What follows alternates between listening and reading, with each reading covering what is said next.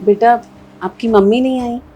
जी aunty जी, mummy की ना तबीयत ख़राब है, तो हमने सोचा कि अभी हम मिलाते हैं, बाद में तो मिलना मिलाना रहेगा ही। बेटा तुमने आज ऑफिस से छुट्टी ले रखी है? जी अंकल जी, वो आज मैंने ऑफिस से हाफ डे ले रखा है। बहन जी, आपकी बेटी तो ना बहुत प्यारी है और बहुत अच्छे संस्कार दिए हैं आपने इसको। शुक्रिया भाई साहब। आप तो जानते हैं, शीतल के पापा हमें 20 साल पहले छोड़ के चले गए थे।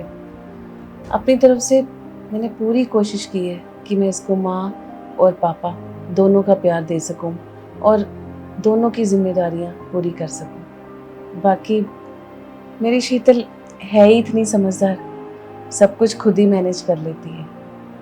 बिल्कुल ठीक है बहन जी आपने। आपकी बेटी तो मुझे पहली नज़र में ही बहुत पसंद आ गई थी। बाकी ये मिलना मिलाना बातचीत करना ये अब फॉर्मेलिटी है बस। देखो बच्चों, आपने ना एक दूसरे से जो कुछ पूछना है पूछ लो। शीतल तो शर्मा रही है, पूछो कुछ पूछना तो पूछो। शीतल, मुझे आपकी क्वालिफ़िकेशन और जॉब के बारे में तो सब कुछ पता है, और मुझे ये भी पता है कि आप शादी के बाद अपनी जॉब कंटिन्यू करना चाहते हैं, और इससे मुझे और मम्मी पापा को कोई प्रॉब्लम नहीं है। फिर भी कुछ बातें हैं शीतल, जो मैं चाहता हूँ कि हम दोनों मिलकर क्लियर कर लें, जिससे आगे चल के कुछ भी डिस्प्यूट ना हो। जी धर्मेंद्र जी, आप जो भी कहना चाहते हैं वो प्लीज़ खुल के बोलिए। पहले ही सारी बात हो जाए तो अच्छा है। देखो शीतल, मुझे और मेरे परिवार को किसी भी तरीके का दान दहेज नहीं चाहिए।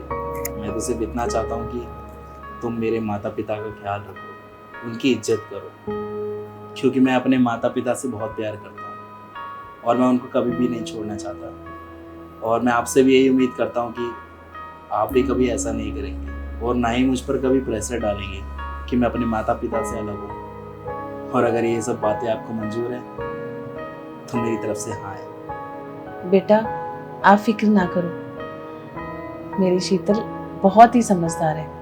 हमेशा आपके मम्मी पापा को अपने मम्मी पापा समझेगी, कभी भी आपको शिकायत का मौका नहीं देगी। लेकिन मैं इस शादी के लिए हाँ कहूँ उससे पहले मेरी एक शर्त है। शर्त? क्या बोल रही है बेटा? जी माँ, शर्त।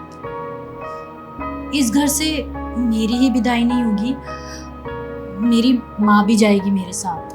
कैसी अनोखी बातें कर रहे हो बेटा? भला ऐसे थोड़ी ना होते। तेरा दिमाग तो ठीक है।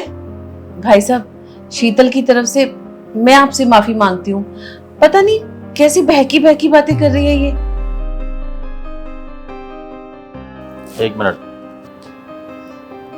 माफ कीजिएगा अंकल जी, मेरी माँ ने मुझे बहुत तकलीफों से पाला पोसा है, और आज जब मेरी माँ को मेरी ज़रूरत है तो मैं ऐसे वक्त में अपनी माँ को अकेला तो नहीं छोड़ सकती ना।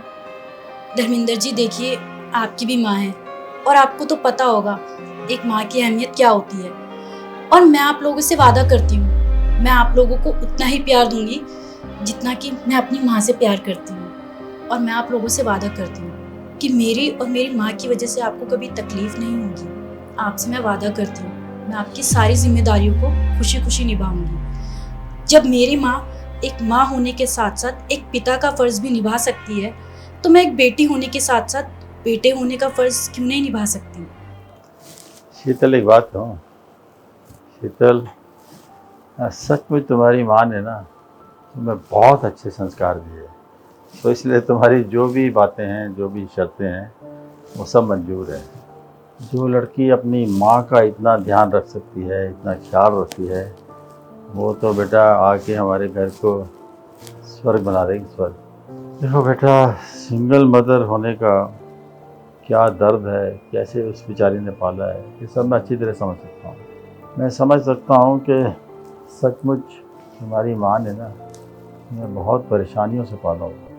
पर बेटा, मुझे तुम्हारी ये अनोखी शर्त मंजूर है।